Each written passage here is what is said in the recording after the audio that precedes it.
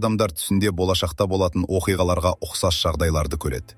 Ғалымдар мұны мидың ақпараттарды талдау қабілетімен байланыстырады.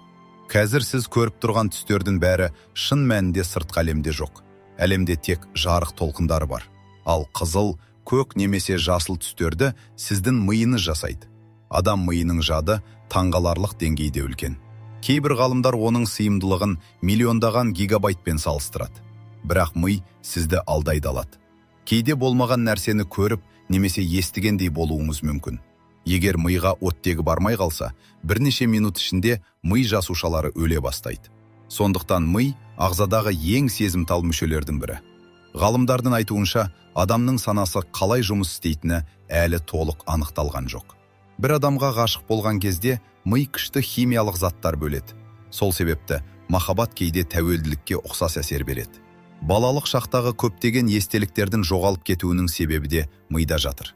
Ғалымдар мұны балалық амнезия деп атайды. Ең қорқынышты факт, сіздің бүкіл әлем туралы түсінігіңіз миыңыз жасаған модель ғана. Яғни сіз көріп, естіп, сезіп жүрген дүниенің бәрі алдымен ми арқылы өңделеді.